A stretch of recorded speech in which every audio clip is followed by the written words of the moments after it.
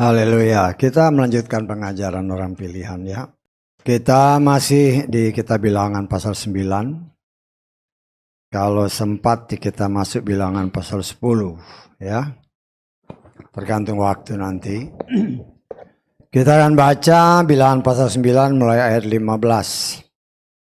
sampai ayat terakhir 23 ya. Ayat 15 sampai 23, Bilangan pasal 9. Kita akan baca bersama semua ayat ini. Sebagaimana tertulis di depan, kita baca bersama 3, 4. Dan pada hari berdirinya tabernakel, segumpal awan menutupi tabernakel, yaitu kemah kesaksian. Dan pada malam hari ada seperti rupa api di atas tabernakel hingga pagi hari. Demikianlah terus menerus awan itu akan menutupi kemah, dan pada malam hari tampak seperti api. Dan kapanpun awan itu terangkat dari atas kemah itu, maka orang Yesrael pun berangkat, dan di tempat awan itu berada, di sanalah Bani Israel berkemah. Atas perintah Yahweh Bani Israel berangkat, atas perintah Yahweh mereka berkemah. Selama awan itu berdiam di atas tabernakel, mereka tetap berkemah.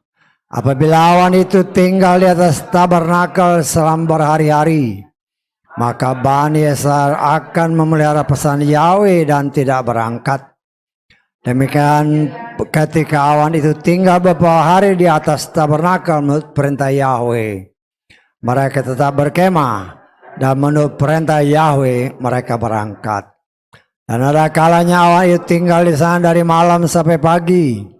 Waktu awan itu terangkat pada pagi hari, maka mereka akan berangkat, baik pada waktu siang maupun pada waktu malam. Kapanpun awan itu terangkat, maka mereka pun berangkat, baik selama 2 hari atau 1 bulan atau selama berhari-hari. Ketika awan itu berdiam di atas tabernakel, Bani Israel tetap berkemah dan tidak berangkat. Dan ketika awan itu terangkat, mereka berangkat. Atas perintah Yahweh mereka berkemah, atas perintah Yahweh mereka berangkat. Mereka memelihara pesan Yahweh sesuai dengan perintah Yahweh ke tangan Moshe. Amin. Silakan duduk. Puji Bapak Yahweh, kita bersyukur ya. Berulang-ulang dari apa yang kita baca tadi, atas perintah Bapak Yahweh mereka berkemah, atas perintah Bapak Yahweh mereka berangkat.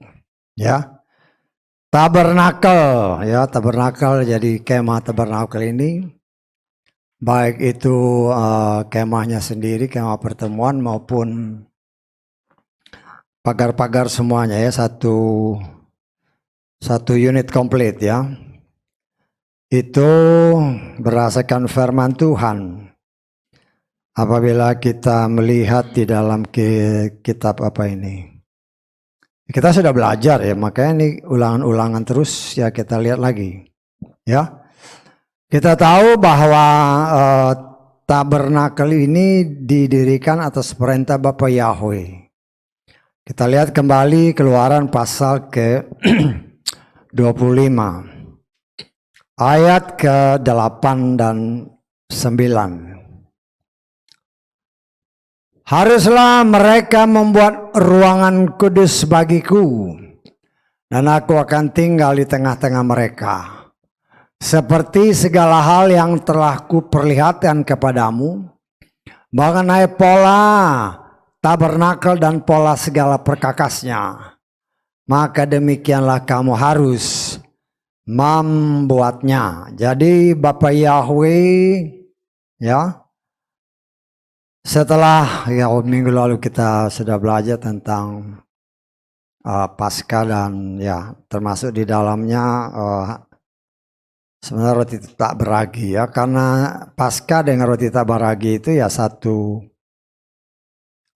secara beruntun. Paskah tanggal 14 bulan Nisan, tanggal 15-nya hari raya tidak beragi, roti tidak beragi selama 7 hari. Jadi 8 hari total mereka tidak makan roti yang beragi. Dan kita sudah belajar kenapa mereka tidak makan roti beragi ketika meninggalkan tanah Mesir. Ya, kita melihat di sini satu kerinduan Tuhan. Dia ingin tinggal di tengah anak-anaknya, ya, bangsa Israel. Sesuai firman Tuhan Keluaran pasal keempat kita sudah belajar. Bapa Yahweh sendiri berfirman kepada Moshe bahwa bangsa Israel itu adalah anak sulungnya. Dia mau tinggal di tengah anak sulungnya. Karena itu dia memerintahkan apa yang tadi kita baca. Supaya bangsa ini menyiapkan tempat di mana dia akan bertakhta. Ya, nah, kita juga harus pakai hikmat sedikit lah. Kadang-kadang kalau orang, ya apalagi zaman-zaman sekarang ini macam-macam ya tafsiran-tafsiran. Ya, kita harus mengerti bahwa dia adalah Elohim yang Maha Kuasa. Dia sudah memperlihatkan kepada berdasarkan ayat 9 tadi. Bapak Yahweh memperlihatkan kepada Moshe, ya ketika Moshe ada bersama Tuhan selama 40 hari 40 malam. Tuhan memperlihatkan kepada Moshe bentuk tabernakelnya harus seperti ini. Ya, kita harus ingat bahwa pada waktu itu Moshe sudah berumur lebih dari 80 tahun. Dia naik ke gunung, Tuhan berbicara bersama Moshe selama 40 hari 40 malam, dan Tuhan memberikan gambaran yang jelas kepada Moshe. Ya, waktu itu belum ada mesin fotokopi, jadi semuanya dikopi persis di dalam pikiran daripada Moshe. Ya, nah, kita melihat sungguh istimewa ya, karena dia Tuhan yang Maha Kuasa. Blueprintnya itu dicetak di dalam otaknya si Moshe. Sehingga ketika dia menyampaikan pesan ini kepada pimpinan pembuat tabernakel ini, yaitu Aholiab dan Bezaleel, semuanya persis sama seperti apa yang Tuhan perlihatkan kepada Moshe. Ya, sangat luar biasa. Dan kita ya semuanya itu harus sesuai dengan perintah Tuhan. Artinya kalau yang dibuat itu tidak sesuai dengan apa yang Tuhan perintahkan, ya pasti Tuhan nggak mau tinggal di situ. Ya, tetapi berdasarkan ayat-ayat yang sudah kita pelajari, Tuhan kasih lihat semua harus seperti ini, seperti contoh yang Tuhan perlihatkan, dan itu dilaksanakan oleh si bangsa Israel dengan pimpinan Moshe yang memberikan tanggung jawab kepada kedua anak-anak Tuhan, Aholiab dan Bezaleel, yang diberikan hikmat yang luar biasa bagi mereka sebagai orang-orang yang mempunyai keahlian-keahlian yang sangat khusus, ya, sehingga mereka bisa membentuk semua itu dengan persis seperti apa yang Tuhan perintahkan. Ya, kita melihat di sini, ya, bangsa Israel kita sudah pelajari waktu minggu lalu. Mereka keluar dari tanah Mesir setelah merayakan atau melaksanakan Paskah, dan besoknya langsung berangkat keluar tanah Mesir. Jadi dapat dipastikan mereka keluar Paskah tanggal berapa? 14 Nisan. Tanggal 15-nya mereka langsung keluar dari tanah Goshen, ya, dari dikatakan dalam firman Tuhan kalau saudara baca dari Ramses itu menuju ke Gunung Sinai. Ya, jalan pertama tujuan mereka adalah Gunung Sinai. Ya, tanggal 15 bulan 1 dia berangkat. Kemudian sampai di Gunung Sinai, berdasarkan firman Tuhan, ya, dikatakan oleh firman Tuhan bahwa mereka keluar dari Mesir, kemudian sampai di Gunung Sinai itu kita baca di dalam Keluaran 19. ayat ke-1. Jadi kalau kitab sucinya benar, semuanya itu urutannya benar ya. Tapi kalau kitab-kitab yang pernah diberitahukan, yang pernah dihebohkan oleh mereka yang menamakan diri pengikut penyembah Yahweh, tapi bisa dibodohi dengan kitab-kitab yang katanya ya diinspirasi oleh Tuhan, tapi waktunya berantakan. Tapi kita lihat Keluaran 19 ya.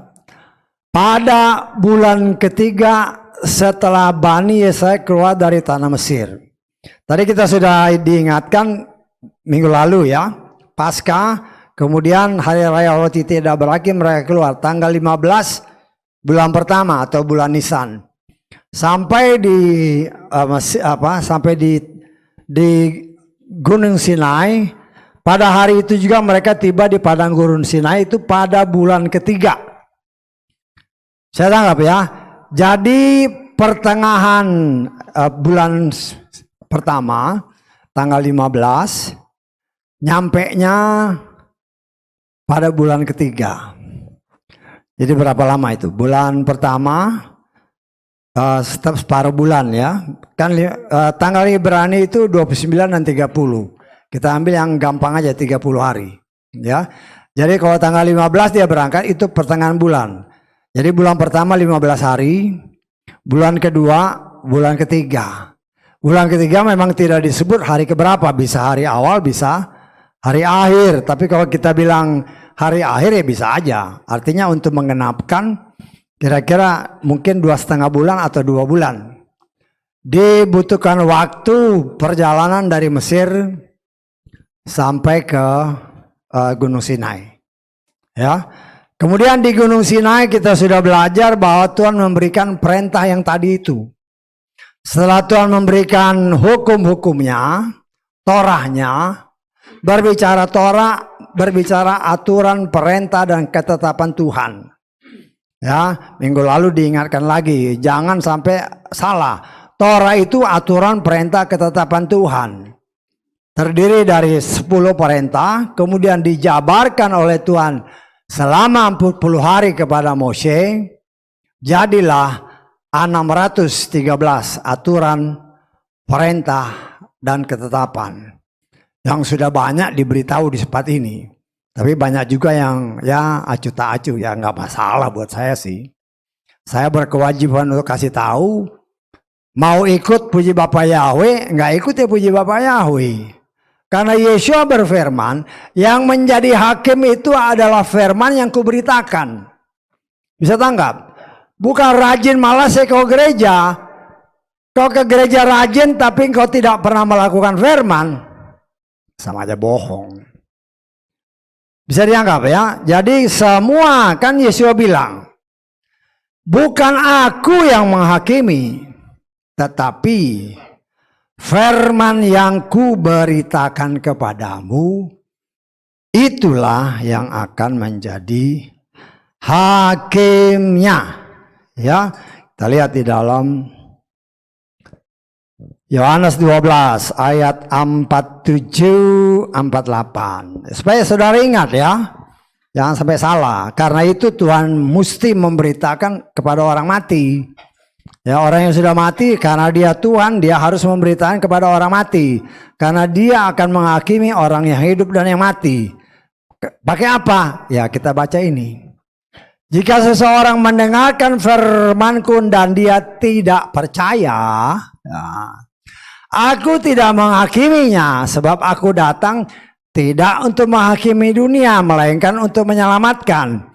Siapa yang menolak aku dan tidak menerima firmanku, ia mendapatkan dia yang menghakiminya. Siapa? Yaitu firman yang telah kuucapkan. Dia itulah yang akan menghakiminya pada akhir zaman. Pakai firman yang mana? Ya dari Kejadian sampai Wahyu. Bisa tangkap? Karena banyak juga nggak percaya sama Yesua. Yesua itu hanya utusan. Loh, baca firman yang benar. Memang Yesua berkata, Aku datang untuk menyelamatkan domba-domba Israel yang hilang. Ya, tetapi dia sendiri juga berkata dia itu firman. Saya tanggap. Dia itu firman Yahweh. Nah, firman yang dia sampaikan itu dari Kejadian sampai Wahyu, itulah yang akan menghakimi. Karena itu saya sebagai pelayan Tuhan hanya mengingatkan kita semua yang ada di sini, engkau yang di luar sana. Ya, kan tadi dikatakan ada juga yang nggak percaya, nggak jadi masalah buat Yeshua, juga nggak jadi masalah buat saya, karena yang akan menghakimi itu ya firman itu tidak berubah. Engkau terima, puji Bapa Yahweh, menerima dan melakukannya. Engkau tidak terima dan tidak percaya, nggak masalah, tapi nanti yang tidak kau terima itu yang akan menghakimi. Jadi keputusan itu ada di dalam tangan setiap pribadi manusia. Ya, jadi datang kurang lebih 2 bulan, ya kira-kira 2,5 bulan dari Mesir sampai ke Gunung Sinai, Gunung Horeb atau Gunung Tuhan. Kemudian Tuhan berikan firman-Nya dan Tuhan perintahkan bangun tabernakel. Contohnya seperti ini. Ya. Nah, kita melihat ya, Tuhan mau tinggal di tengah umatnya. Ah, Tuhan mau tinggal di tengah umatnya, ya Tuhan uji lagi. Ya, sesuai janji Bapa Yahweh kepada Bapa Abraham. Ketika nanti keturunanmu keluar dari perbudakan, mereka akan membawa, ya dapat dikatakan harta benda. Ya, nanti baca di dalam Kejadian 15. Mereka bawa harta benda yang diminta dari orang-orang Mesir, dan orang Mesir dengan rela memberikannya. Apakah Tuhan merampok? Tidak. Ya, itulah cara Tuhan memberkati umatnya. Tetapi kemudian setelah diberi dengan berlimpah-limpah, ya, kemudian Tuhan menguji anak-anak sulungnya, ya, bikin tabernakel. Lah kemudian ditantanglah, dalam tanda kutip ditantang anak-anaknya. Beri persembahan dengan sukarela, emas, perak, semua yang dibutuhkan, kain-kain. Firman Tuhan menyatakan mereka memberi dengan sukarela. Bahkan sampai si pemimpin yang mimpin pembuatan tabernakel, Aholiab dan Besaleel, sudah berlimpah, cukup, tidak perlu memberi lagi. Ya, nah di sini kita melihat bangsa Israel dalam hal memberi bagi Tuhan, mereka nggak banyak pikir-pikir. Nah, kita sudah belajar, sempat belajar ya, bagaimana Daud mempersembahkan emas sampai bertonton untuk membangun bait suci. Ya, disitulah kita belajar. Ya, ada tantangan-tantangan. Kadang Tuhan memberkati kita dengan berlimpah-limpah. Kemudian ada tantangan. Ya, tantangan bagaimana, apakah kita rela untuk memberi bagi pekerjaan untuk kemuliaan Tuhan, ya. Nah, kita percaya setelah mereka tiba pada bulan yang ketiga, kata firman Tuhan tadi, ya katakanlah pada bulan yang sama mereka mulai kerja, mengumpulkan semua bahan yang diperlukan, mulai start membangun. Berapa lama bangunnya? Karena ayat-ayat yang tadi kita baca, bait ataupun kemah itu didirikan. Kita lihat di dalam Keluaran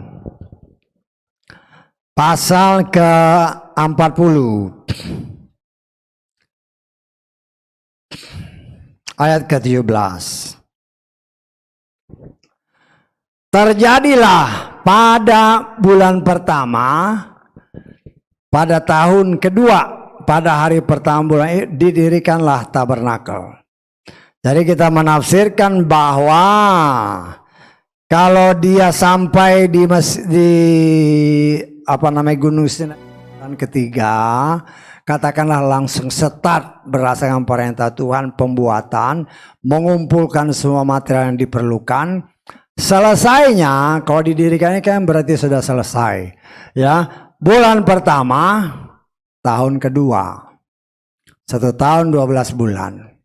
Bulan ketiga keempat, ya kalau bulan ketiga mulai berarti bulan keempat, kelima, keenam, ketujuh, ke-8, ke-9, ke-10, dan bulan pertama tahun berikutnya. Jadi kira-kira mungkin sekitar 7-8 bulan dibutuhkan untuk membuat tabernakel. Ya, suatu pekerjaan yang luar biasa. Ya kalau dipikir-pikir ya kelihatannya kan gampang. Tapi setelah kita pelajari bagaimana mereka membuat papan-papannya itu, kan kita sudah belajar. Panjangnya berapa, lebarnya berapa. Dan saya percaya mereka bukan mendapatkannya dari tanah Mesir ya. Ya mungkin selama perjalanan ya cara Tuhan.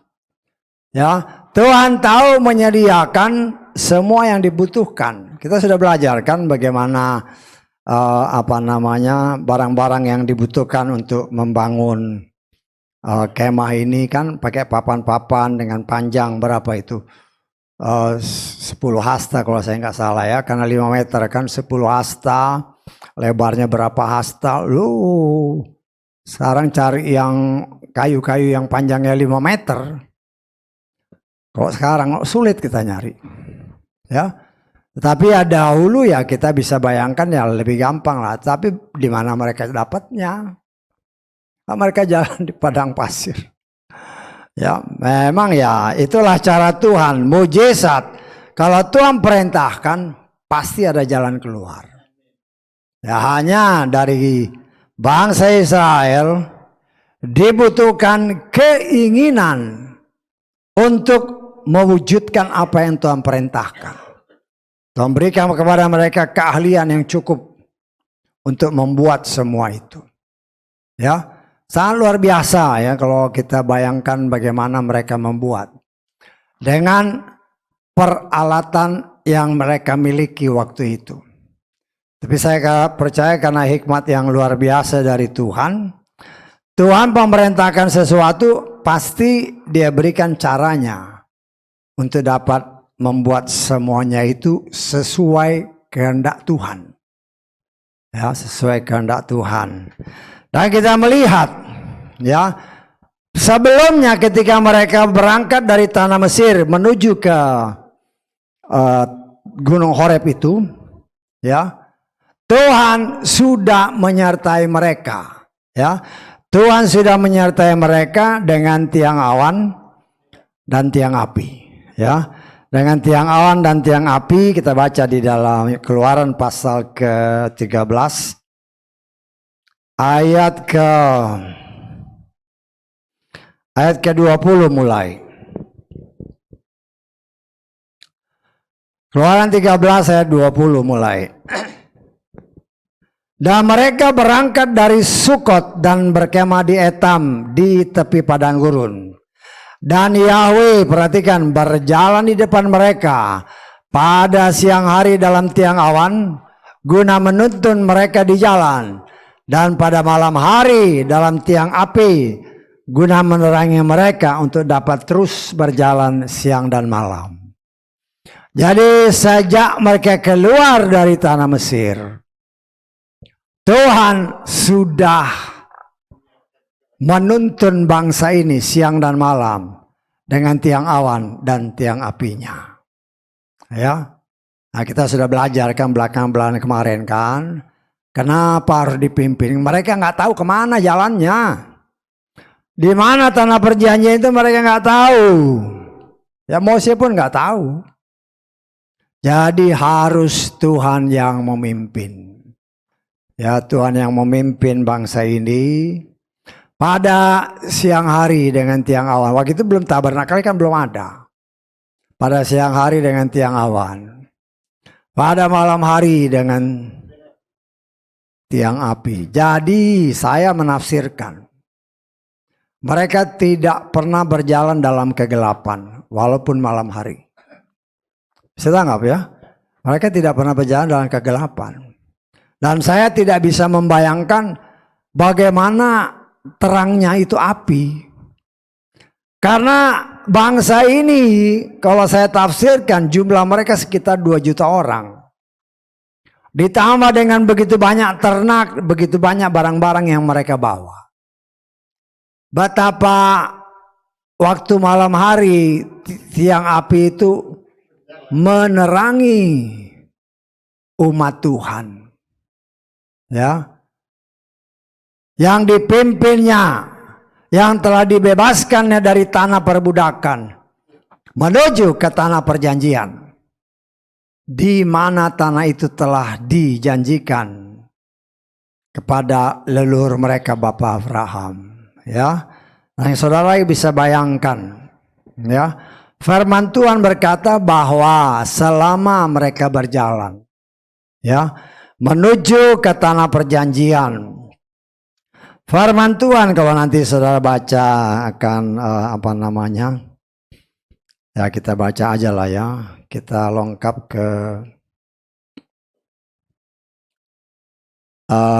Ulangan 29 ayat ke-5. Aku telah memimpin kamu 40 tahun di padang gurun. Perhatikan ayat selanjutnya. Pakaianmu tidak rusak di tubuhmu, kasutmu tidak rusak di kakimu. Saudara bayangkan luar biasa ya. Jalan 40 tahun ya. Dikatakan kasut itu sepatu kan ya. Kasut betul nggak? Nggak rusak. Kita kalau jalan setahun aja pakai sepatu yang itu aja pasti rusak. Ya. Jadi saya menafsirkan karena tiang awan dan tiang api menyertai mereka, saya menafsirkan, boleh kan nafsir. Walaupun hujan mereka nggak kehujanan. Walaupun panas mereka nggak kepanasan. Karena tidak ada perubahan cuaca yang ekstrim, makanya pakaiannya semua yang dia pakai nggak bakal rusak. Bisa ditangkap? Loh itu masih mujizat yang Tuhan mau kasih lihat, karena itu dia katakan, diingatkan. Ya. Itulah luar biasanya Tuhan Yesrael. Ya. Nah, kita melihat di sini semuanya itu terjadi untuk memperlihatkan kepada saudara dan saya, Yahweh adalah Tuhan yang Maha Kuasa. Ya, tetapi firman Tuhan menyatakan kepada kita, Torah itu bayangan dan wujud nyatanya semua pekerjaan yang dilakukan oleh Yeshua yang menggenapi Torah. Kita sudah belajar kan? Segala sesuatu yang tertulis tentang aku, kata kitab Ibrani pasal ke-10. Ya, itu sudah digenapi oleh Yeshua. Nah, kita coba belajar dari apa yang tadi kita baca bersama. Ya, kita coba melihat apa maksudnya bagi kita. Bangsa Israel setelah keluar dari perbudakan tidak dibiarkan Tuhan. Tuhan mau membawa mereka ke tanah yang sudah dijanjikan Tuhan kepada leluhur. Dan Tuhan sanggup menepati apa yang telah Dia janjikan. Tetapi kenyataan membuktikan Tuhan setia kepada janjinya. Tetapi orang yang dipimpin keluar untuk menuju ke tanah perjanjian, mereka tidak setia. Ya, kita ngelihatkan bangsa Israel luar biasa. Perhatikan ya, jangan melihat tiang awan, tiang api. Itu mujizat Tuhan yang mereka lihat setiap saat. Setiap saat ya, 1 kali 24 jam, 7 hari dalam seminggu. Mereka lihat tiap hari ada hadirat Tuhan di sana. Tetapi ya, tetap aja masih memberontak. Masih memberontak, masih tidak percaya. Padahal Tuhan ada mereka lihat tiap hari. Inilah firman Tuhan katakan, bangsa yang tegar tengkuk. Melihat mujizat Tuhan lihat luar biasa setiap hari. Tetapi dasar bangsa yang tegar tengkuk. Karena itu ya Tuhan pernah mau membinasakan bangsa ini. Ya, tapi Moshe ya merendahkan diri, memohon belas kasihan Tuhan supaya jangan murka Tuhan turun atas bangsa yang tegar tengkuk. Walaupun akhirnya dia sendiri juga nggak masuk ke tanah Kanaan. Ya. Nah, saudaraku yang dikasih oleh Bapa Yahweh, kita melihat ketaatan bangsa ini. Mendirikan tabernakel di mana Tuhan mau tinggal diam di tengah mereka. Supaya mereka melihat hadirat Tuhan senantiasa ada. Ya. Jangan lagi pikiran yang macam, oh bagaimana Tuhan? Loh, firman Tuhan itu adalah pribadi Tuhan sendiri. Ya. Torah atau apa yang ditulis oleh Tuhan dengan tangannya sendiri, itu adalah wakil dari Tuhan. Untuk menyatakan bahwa dia hadir di tengah umatnya. Karena itu setiap orang yang mau masuk ke ruangan Maha Kudus, tidak boleh sembarang orang. Hanya orang yang diurapi. Itu pun kita sudah belajar. Hanya 1 tahun. 1 kali boleh masuk. Ya, berani masuk sembarangan. Mati. Loh, Tuhan tegas. Ya. Nah, saudaraku yang dikasih oleh Bapa Yahweh, kita coba melihat.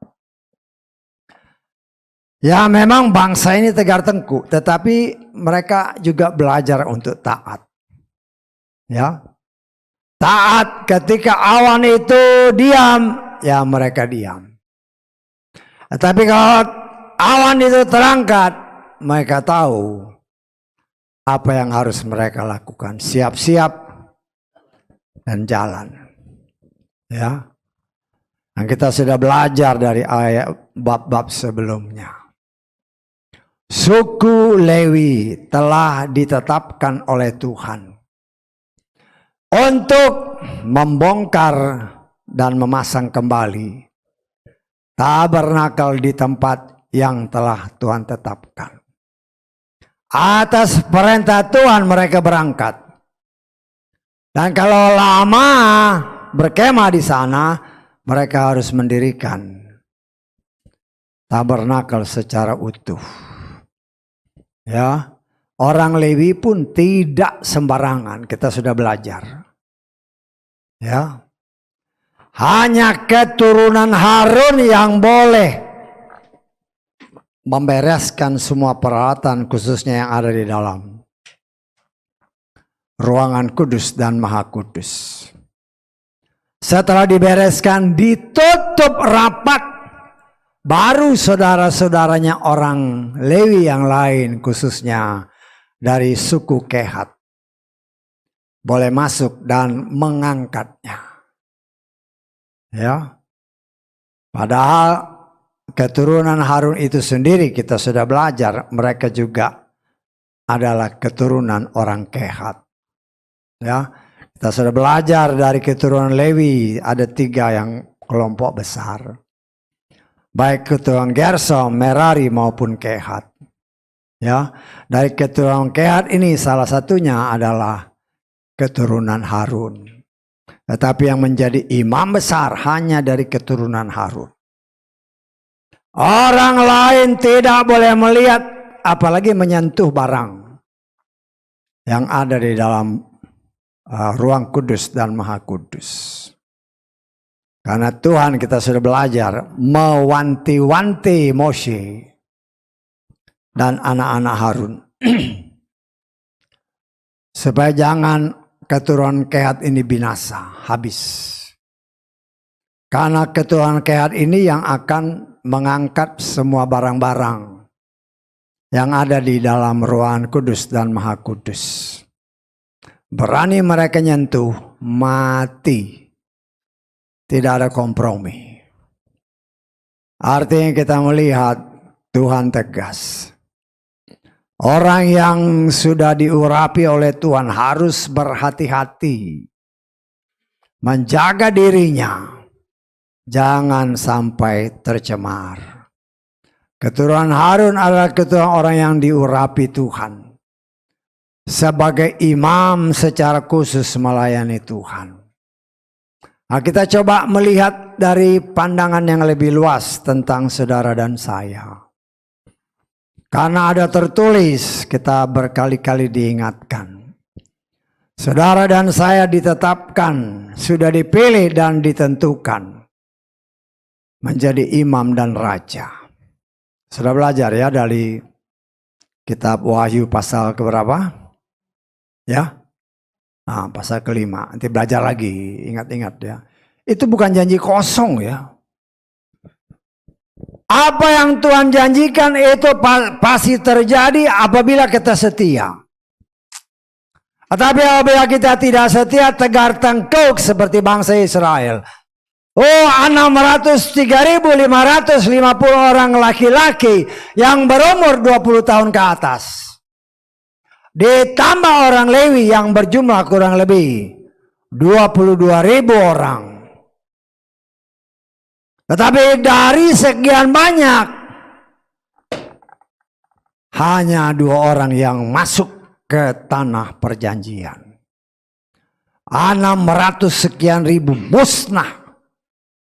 Karena memberontak terhadap firman. Tuhan gak sayang.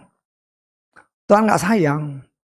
Loh, itu yang harus kita tanam sungguh-sungguh. Karena bahkan kepada Moshe Tuhan berbicara.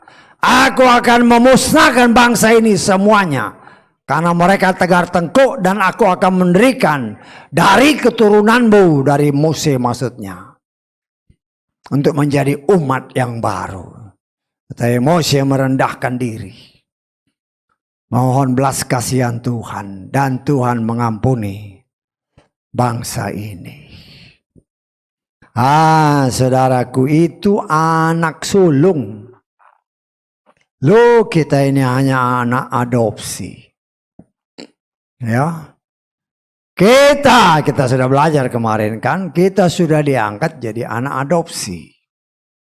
Dengan melakukan step-step yang Tuhan sudah perintahkan. Minggu lalu kan kita sudah belajar. Engkau dan saya sudah diadopsi sebagai anak. Karena engkau dan saya adalah anak, Dia beri Roh Kudusnya. Ya, tetapi kenyataan membuktikan. Ya, kelihatannya sih percaya. Kelihatannya sih, wah, hebat. Ada juga ya, di media-media kan minggu lalu juga sempat dikatakan di sini. Ya, mulai ragu-ragu, ada yang ragu-ragu. Ya, ada yang mengatakan, wah, Yesua itu nggak ada keturunan makanya baca firman itu yang benar. Ya, kita harus ingat ya bahwa Yesua itu adalah benih yang kudus. Ketika Maria dihampiri oleh malaikat Tuhan dan dia berkata, engkau yang diberkati, engkau akan melahirkan anak. Maria berbicara, bagaimana mungkin saya belum punya suami. Dan firman Tuhan nanti saudara baca dalam kitab Lukas, engkau akan dinaungi oleh Roh Kudus. Kuasa Roh Kudus akan menaungimu dan engkau, ya kita baca aja. Lukas pasal ke berapa? Pasal kedua. Ya. Karena banyak ya itulah, karena orang kurang hikmat jadi mulai ragu-ragu bahkan tidak percaya, menolak bahwa Yeshua itu adalah Yahweh. Kan lucu. Jadi nggak ngerti bahwa Yeshua itu kan firman. Kalau saya ngomong ini, ya apa yang saya keluarkan itu ya saya Leo. Tapi banyak orang, loh Yeshua itu bukan Tuhan. Loh siapa? Bapak Yahweh berfirman, jadilah terang. Yang keluar itu, ya itulah Yeshua. Itulah firman. Tapi kalau namanya firman kan nggak kelihatan. Sama seperti bangsa Israel kan. Nggak kelihatan rajanya. Ya karena itu ketika mereka minta raja, Samuel, hakim yang terakhir, marah-marah kepada bangsa ini. Makanya si Bapak Yahweh bilang sama Samuel, bukan kamu yang dia tolak, tetapi akulah yang dia tolak. Kata Bapak Yahweh kepada Samuel. Mereka mau melihat raja yang kelihatan. Loh itu sebagai gambaran. Kalau dikatakan bahwa dia, firman itu menjadi manusia. Karena manusia ini baru percaya kalau melihat. Loh ini. Kan Yesus sendiri bilang, kalau engkau sudah melihat aku, engkau sudah melihat Bapa. Tapi tetap aja nggak percaya. Itu terjadi. Kadang-kadang sedih melihat orang ini kok tidak menyimak firman. Ya, seringkali menafsirkan Torah atau Tanakh salah. Padahal semua itu tertulis. Kita baca dulu dari Lukas pasal 2 tadi. Lukas pasal 1, ayat ke 34, 35. Lukas 1, 34, 35. Maria berkata kepada malaikat itu, bagaimana hal ini akan terjadi karena aku belum mengenal laki-laki? Sambil menjawab, malaikat berkata kepada Roh Kudus akan turun ke atasmu dan kuasa yang maha tinggi akan menaungi engkau, karena itu pula yang dilahirkan itu kudus, dia akan disebut putra Elohim. Nah, kita harus simak baik-baik. Jadi Maria itu hamil karena Roh Kudus dan bukan karena keinginan seorang laki-laki. Dan Tuhan sanggup melakukan karena semua itu. Loh kok ada orang yang pikiran yang lain. Tapi kenapa dia disebut dari keturunan Yehuda? Loh bapak suaminya si Maria ini kan dari suku Yehuda sesuai janji Tuhan. Tapi bukan berarti darahnya itu darah Yehuda. Tapi karena si Yusuf ini dari keturunan Yehuda, dari keturunan Daud. Kalau firman Tuhan katakan, Yusuf tidak pernah bersetubuh dengan Maria waktu dia sedang hamil Yeshua. Jadi dia itu benih yang kudus. Dan kita sudah belajar, dia disebut putra Elohim.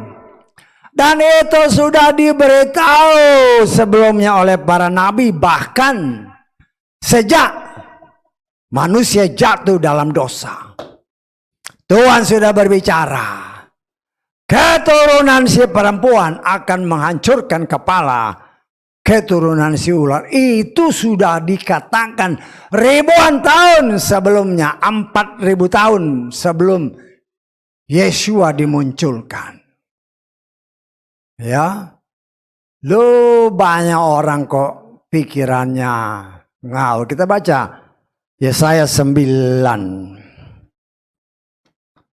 Supaya jangan sampai ragu-ragu ya, ragu-ragu, apa Yesua itu Tuhan?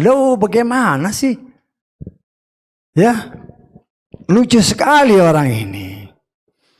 Kita lihat ayat ke-6. Yesaya 9 ayat 6.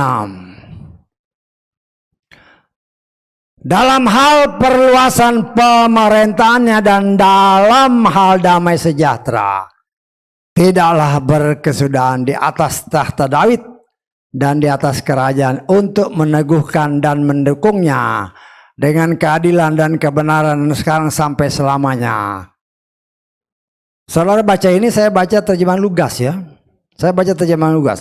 Sebab seorang anak telah lahir bagi kita, seorang putra telah diberikan kepada kita, kuasa memerintah ada di pundaknya, namanya disebut ajaib, penasehat, Elohim yang perkasa, Bapa yang kekal, Raja damai. Sudah diberitahu sebelum-sebelumnya, bahkan sejak manusia jatuh dalam dosa. Dasar bangsa yang tegar tengkuk, anak adopsi yang tegar tengkuk, karena tidak belajar menyelidiki firman. Ya, minggu kemarin kan diingatkan lagi, baru kata-kata begitu udah melenceng, ragu-ragu tentang keilahiannya Tuhan. Dia itu dari benih yang kudus. Kan jelas dari dalam kitab Lukas. Jangan sampai kita ragu-ragu. Dan dia mau tinggal sebagaimana kepada anak sulungnya. Dia pun mau tinggal di dalam kita. Karena kita ini memang anak adopsi. Karena itu dia berjanji, aku tidak akan membiarkan kamu sebagai yatim piatu. Kata Yohanes pasal ke berapa? 14 ayat ke 16.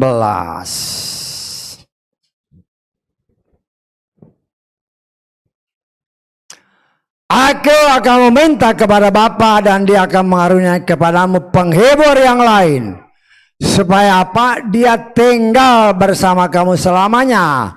Yaitu roh kebenaran yang dunia tidak dapat menerimanya. Karena dunia tidak melihat dia, juga tidak mengenalnya. Namun kamu mengenalnya. Karena dia tinggal bersama kamu dan akan berada di dalam kamu, yaitu Roh Kudus. Kita sudah belajar minggu kemarin. Karena engkau anak, diberinya Roh Kudus. Karena Tuhan tahu dunia ini dikuasai oleh si jahat. Tanpa Roh Kudus, kita nggak mungkin mengingat firman. Dan kita tidak mungkin mempraktikkan firman. Kalau kita tidak bisa itu semua, ya jadi makanan setan. Termasuk dengan pengajaran-pengajaran palsu yang bermunculan saat ini. Sudah diurapi, sudah dibaptis, masih dibaptis lagi.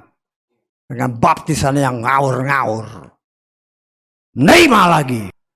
Hukuman kalau engkau tidak bertobat, ya udah. Saya sebagai pelayan Tuhan yang ngomongnya apa adanya aja. Ya, penyesat-penyesat muncul. Minta dibaptis lagi. Percaya nggak kau sama Tuhan yang telah membaptismu dengan Roh Kudus? Ya baru-baru ini kan di Salatiga, di tempat yang kemarin itu. Lucu sekali. Ya sama seperti banyak pelayan-pelayan Tuhan yang tidak percaya Yesua. Ya hati-hati. Saya sebagai pelayan Tuhan hanya bisa kasih tahu. Kau sudah dibaptis, 3 baptisan kau terima. Kita yang di sini, kau yang di luar sana. Kau tahu apa yang terjadi di Salatiga beberapa waktu yang lalu kan? Kalau ada orang-orang yang sempat menerima baptisan, saya kasihan. Kok nggak lihat pekerjaan setan? Udah dibaptis dengan benar, minta lagi beberapa waktu yang lalu kan? Udah dibaptis dengan nama yang benar, minta lagi baptisan yang lain. Kemana imanmu? Kemana imanmu? Ya, orang-orang seperti ini, ya memang firman Tuhan katakan.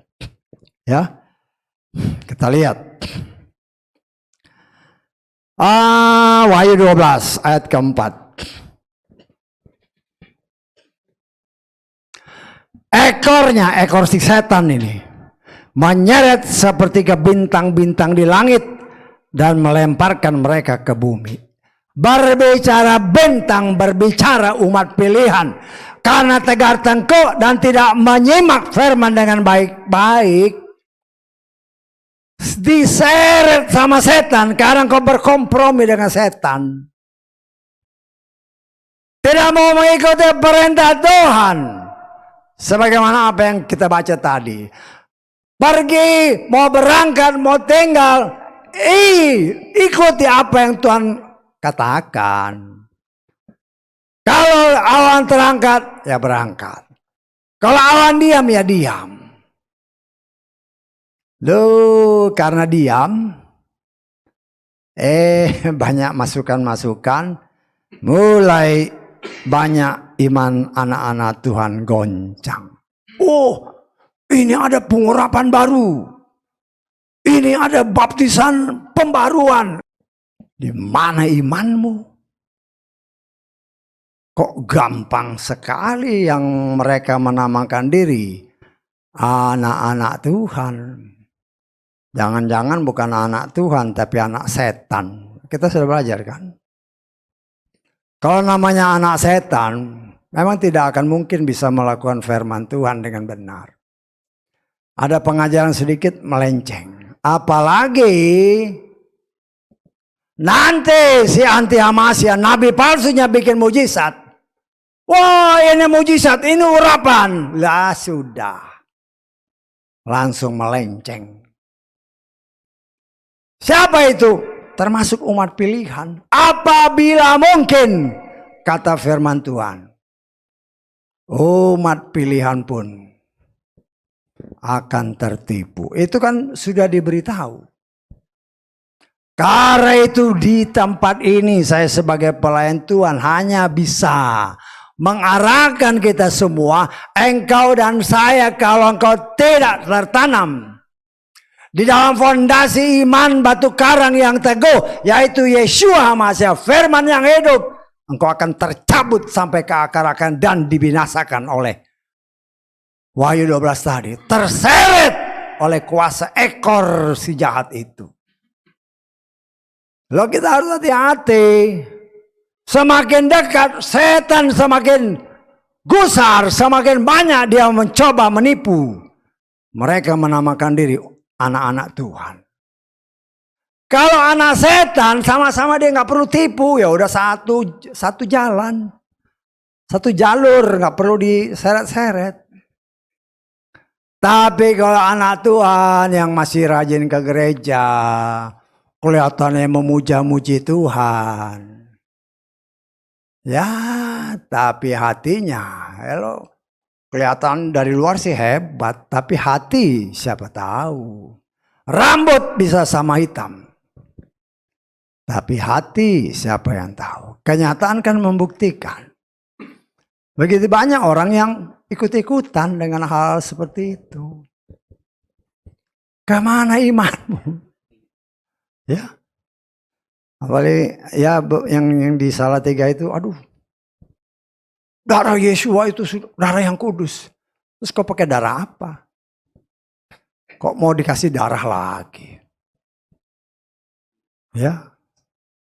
Tapi banyak orang yang menamakan dia orang pilihan tertipu. Bagaimana? Ya. Padahal dia berfirman, aku tinggal di dalam engkau. Tetapi kalau kita ini tidak hidup benar, tidak dibentuk sebagaimana apa yang Tuhan perlihatkan kepada Mose, Tuhan tidak akan mungkin tinggal dalam tabernakelnya. Lah Tuhan sudah membawa kita Untuk kita dibersihkan tubuh roh dan jiwa kita. Minggu lalu kita sudah belajar. 3 baptisan membersihkan tubuh roh dan jiwa. Sudah bersih, tetapi engkau membiarkan dirimu hanyut terbawa arus. Karena tergoda dengan apa yang kau dengar. Oh, ada penahiran. Mau ditahirkan pakai apa lagi? Baptisan pembaruan. Apa yang dibarui? Namanya beda. Itu yang kau bilang baptisan pembaruan. Hati-hati sama siap palsu. Dibaptis nggak ada pertobatan. Bagaimana? Hati-hati ya. Kita yang ada di sini, kau yang ada di luar sana. Setan sedang bekerja sangat luar biasa. Dan kita melihat, ya harus kita akui ya, dia berhasil juga. Ya, tadinya wah luar biasa mengakui Yeshua sebagai Tuhan. Oh, tapi ya ternyata dengan berjalannya waktu. Ingat, saya berkali-kali katakan, kesetiaan itu diukur dengan waktu. Ada orang yang setia sebulan, setahun, 10 tahun, 20 tahun, 30 tahun. Tapi kalau pada akhirnya engkau membelot, engkau akan dibinasakan. Kita belajar, kita minta pertolongan Roh Kudus yang sudah ditaruh dalam hati kita. Dia bersemayam dalam hati kita. Memampukan kita hidup dengan taat dan setia dan benar di hadapan hadiratnya. Sehingga kata 1 Tesalonika 5 ayat ke-23 kita lihat. Elohim damai sejahtera, dia sendiri kiranya, perhatikan, menguduskan kamu sepenuhnya. Perhatikan kata-katanya. Kiranya roh, jiwa, tubuhmu seutuhnya terpelihara tanpa celah pada saat kedatangan Tuhan kita Yeshua Masiah. Engkau dan saya sudah dibersihkan tubuh, roh dan jiwa dengan baptisan yang benar.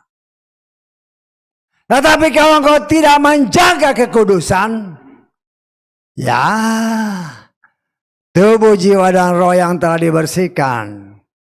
Karena engkau tergiur dengan tawaran-tawaran dunia. Oh, ada pentahiran.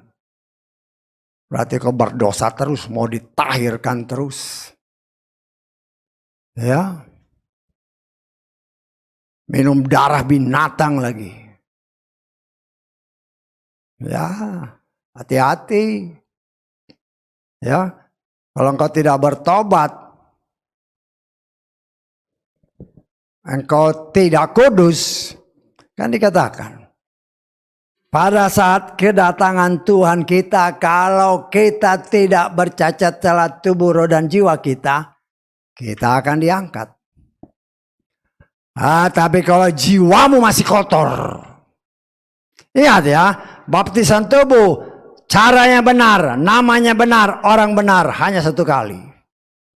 Baptisan roh yang diberikan oleh Yeshua, yang dilakukan Yeshua, 1 kali. Baptisan jiwa seumur hidup. Jiwa, tubuh, roh, dan jiwa dibersihkan dengan firman. Tapi kau berontak dari firman. Ya sudah. Jangan harap masuk. Jangan harap masuk. Nah, kita mengimani, oh sangkakala berbunyi. Tapi dengan, oh ini ada pentahiran. Gimana? Kok begitu mudahnya imanmu tergoyahkan? Ya. Oh nanti ada orang macam-macam pengajaran sekarang. Tidak ada pengangkatan. Loh, dalam hati saya. Kan firman Tuhan bilang, kalau orang yang sudah mati pun, dia akan bangkit, akan dihakimi kan. Loh, kalau dia nggak percaya pengangkatan, kalau dia mati ya mati terus. Nanti bangkitnya penghakiman langsung.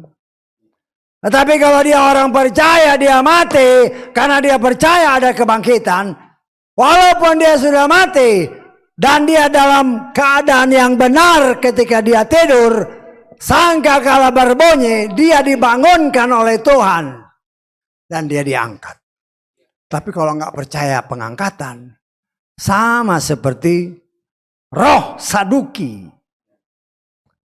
Saduki, kan Farisi Saduki. Roh Saduki kita lihat dalam Kisah Rasul pasal ke berapa itu? 23 kalau nggak salah, kita lihat ya. Kalau kita tidak hati-hati bahaya ya. Kisah Rasul 23 ayat ke-8. Sebab orang-orang Saduki memang berkata, nggak ada kebangkitan, nggak ada malaikat, nggak ada roh. Sedang orang Farisi mengakui semuanya. Roh Saduki ini yang muncul. Ada orang yang memang nggak percaya kebangkitan, udah mati ya mati aja, enak aja. Engkau harus mempertanggungjawabkan hidupmu selama di muka bumi. Karena itu walaupun orang itu sudah mati, Tuhan akan bangkitkan, dia harus mempertanggungjawabkan perbuatannya ketika dia diberi kehidupan di tengah dunia ini. Gak percaya malaikat, lu gak percaya roh, bagaimana? Lalu itulah roh yang mulai muncul, dimunculkan kembali. Gak percaya kebangkitan, gak percaya pengangkat. Kalau gak percaya pengangkatan berarti gak percaya kebangkitan. Gak percaya roh. Lo malaikat itu roh bukan? Bapak Yahweh itu roh atau bukan? Tapi kau gak percaya. Ya kalau gak percaya semua, mungkin kau anak setan. Setan aja roh. Karena itu saudaraku yang dikasih oleh Bapak Yahweh, sebagaimana ayat-ayat yang kita baca, Tuhan mau bertabernakel di tengah umat pilihannya, baik itu bangsa pilihan, anak sulungnya maupun anak adopsinya, termasuk saudara dan saya. Dia sudah berikan dia kepada kita, dia berikan Roh Kudusnya berdiam di dalam kita. Yakinlah bahwa ketika kita dibaptis dengan benar, rohnya diberikan kepada kita sesuai janjinya. Karena engkau anak, maka diberi Roh Kudus.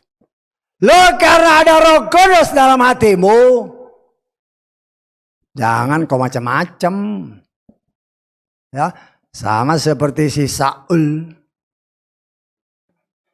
Sudah diberi kemenangan, karena merasa diri sudah hebat, mulai memberontak terhadap firman. Ya, mulai berontak terhadap Tuhan. Karena itu, dengan hikmat Tuhan yang diberikan kepada Samuel, sebenarnya Tuhan dia berbicara kepada kepada Saul. Sebenarnya Tuhan mau jadikan kau raja seterusnya, tetapi karena kau berontak, maka Tuhan sudah menetapkan orang lain untuk menggantikan engkau. Hal yang sama akan terjadi. Walaupun kita ini sudah dipersiapkan sebagai anak, sebagai raja, ya. Tetapi kalau kita berontak, ya kita baca 1 Samuel 13. Ayat ke-13 mulai.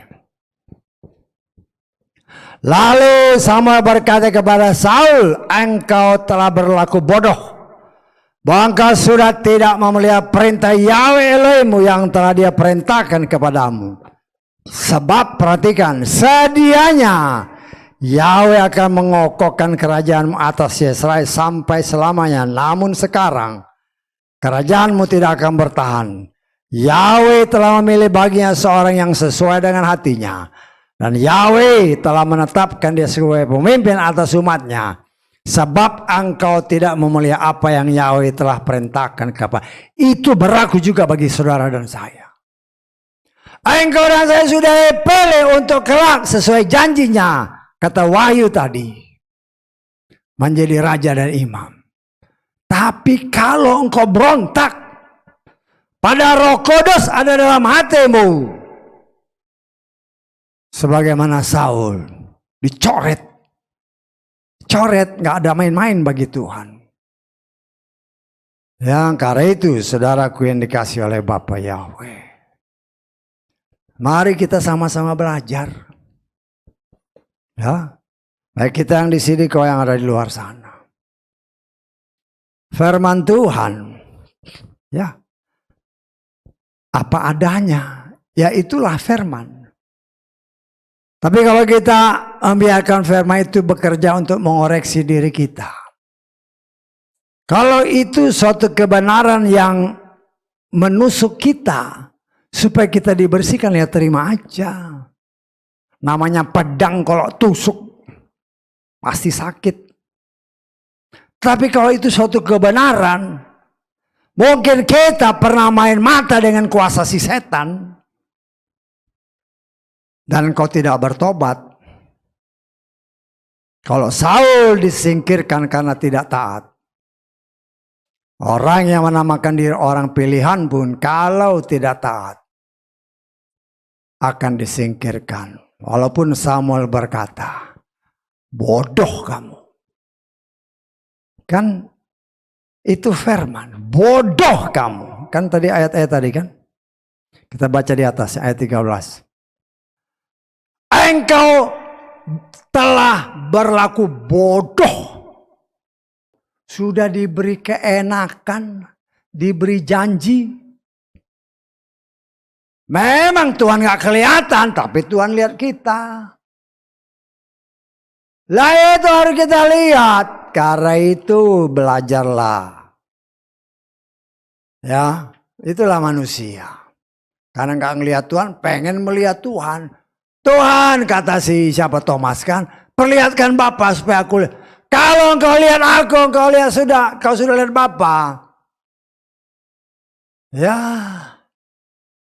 Manusia pengen lihat bagaimana bentuk Tuhan. Turunlah dia sebagai Yeshua.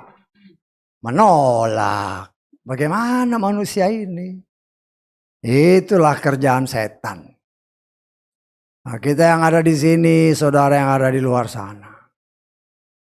Ya, pelajari firman Tuhan dengan sungguh-sungguh. Jangan kau tersesat dengan pengajaran yang berbagai macam.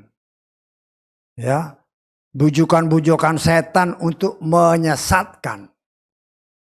Ya, jangan bodoh, kata Samuel kepada si Saul. Tetapi kenyataan membuktikan banyak Saul-Saul akhir zaman yang begitu mudah dibodohi oleh setan. Karena mereka tidak mempunyai fondasi iman batu karang yang teguh. Yaitu Yeshua Masiah.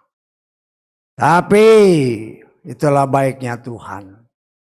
Selama masih ada kesempatan. Ya, kesempatan itu kan bisa 1 menit, 1 jam, 1 hari, 1 tahun. Kenapa saya kata, lo sama masih ada kesempatan, masih ada kan di sini? Siapa yang tahu 5 menit kemudian sudah hilang? Hilangnya kemana? Ya, kalau kita melakukan hal yang tidak beres, hilangnya ya sudah. Tinggal di penghakiman sana. Selama masih ada kesempatan, selama masih ada napas di hidung kita, ketika kita ditegur oleh firman, rendahkan dirimu. Mohon Tuhan, ampuni saya. Ya, jangan seperti orang Farisi. Tuhan, aku tidak seperti pemungut cukai itu. Aku berikan perbodohan, aku berikan ini, aku berikan. Tuhan tidak menganggap dia layak. Tapi pemungut cukai, Tuhan, ampuni dosaku, rendahkan diri. Apabila kita mengaku dosa, ada tertulis, dia akan bersihkan. Tapi banyak orang juga akan dengar, wah enak aja, ya nggak apa-apa. Sebagai pelayan Tuhan, buat saya nggak jadi masalah. Tetapi saya punya kewajiban. Firman Tuhan memperlihatkan kepada kita ketaatan anak sulung. Tetapi anak adopsi seperti kita pun harus mengikuti ketaatan itu. Karena Tuhan bertakhta di dalam hati kita.